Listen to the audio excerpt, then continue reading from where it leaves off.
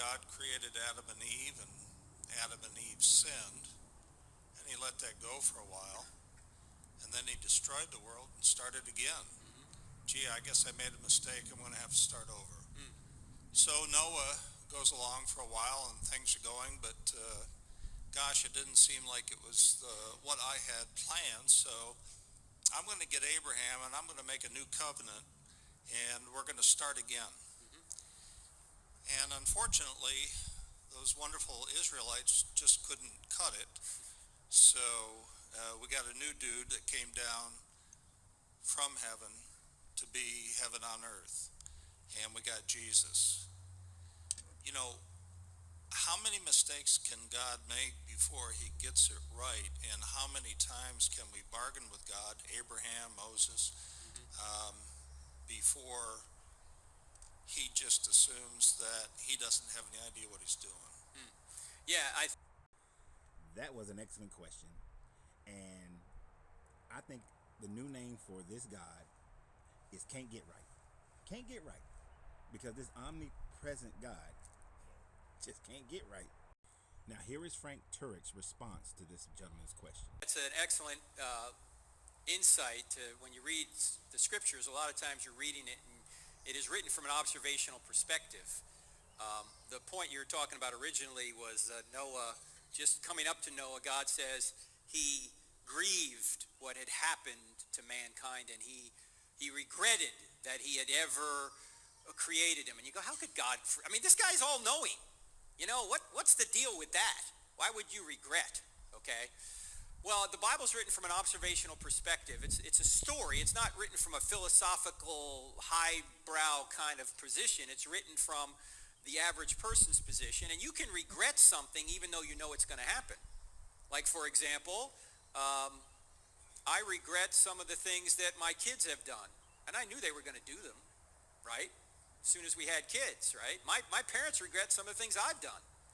Right? You know when you have kids, there's going to be heartbreak somewhere. Just going to happen. Why? Because we're fallen. But that doesn't mean I wish I had never created them or that I somehow made a mistake. You know, I'm noticing that this guy likes to make a lot of straw man comparisons, and in his attempt, I guess, to bring it down to earth. But your earthly comparisons don't work. You're talking about first thing. The Bible is not written as an observational perspective, not the entirety of the Bible. You're invoking that the Bible has one thought, one word, one univocality, when it actually does not. That they were writing what they believed that their God was telling them, and that their God was walking with them, that God was talking to them, that this guy was telling Noah exactly what he felt and what he thought. This God was not trying to convey some mysterious message to Noah. He was just saying, damn, I messed up. I thought that would, fix it. But you're skipping the fact that at the end of that, this God said that every thought of man from birth is evil. That's what this God said at the end of his conversation with Noah after the flood had receded, the waters receded. So you're not telling the whole story, and it's not objective. It is first person that this God is making statements about his character and his thought process.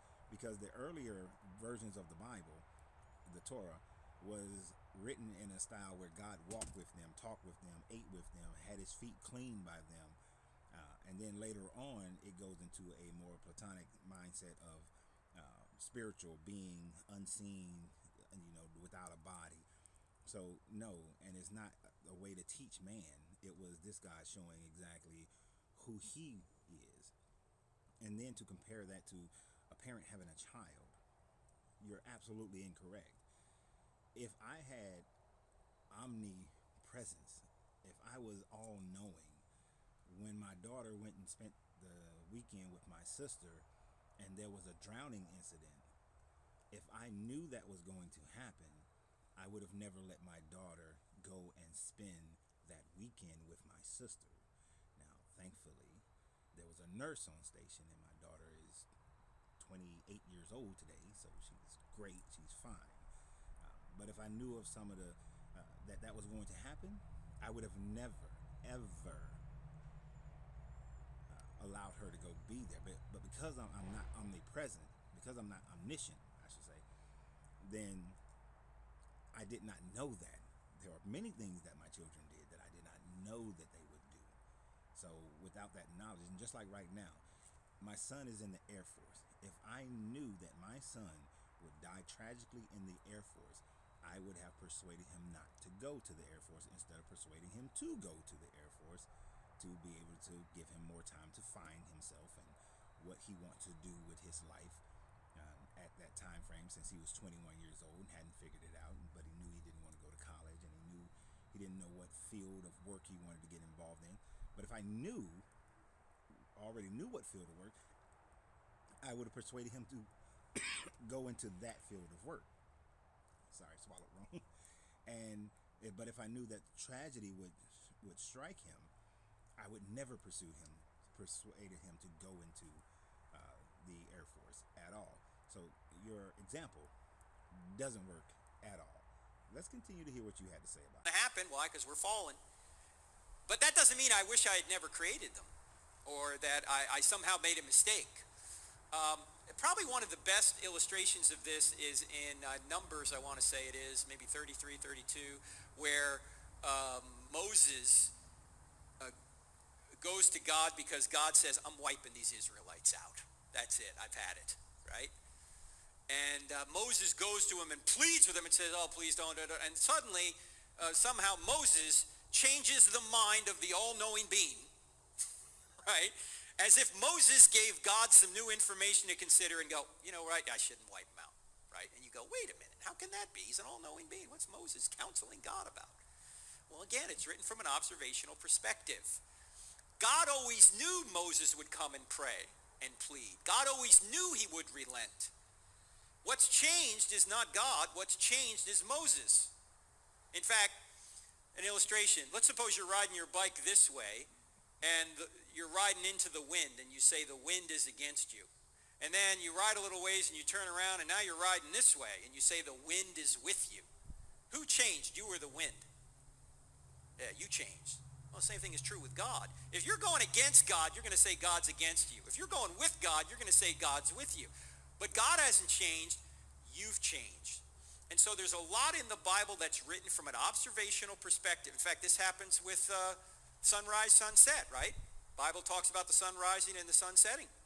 We know that's not really the case, right? The sun's stationary. We're moving around it. But you know what? We still do that today in 2017. If you go home tonight and you turn on the news tonight at 11 and you watch the weatherman, he's going to say, sunrise tomorrow, 7:03. He's not going to say Earth rotation will become apparent at 7:03, right? We use observational language today in our technically precise culture. We do the same thing. So it's a good question, and I think the answer really is it's written from an observational perspective. It's a good question. You just couldn't answer it, and so you had to create a whole bunch of BS in order to deflect who your God really is. Your God really is a narcissistic being who does not and is not omnipresent and omniscient. That's who your God is, and it's demonstrated multiple times in your book.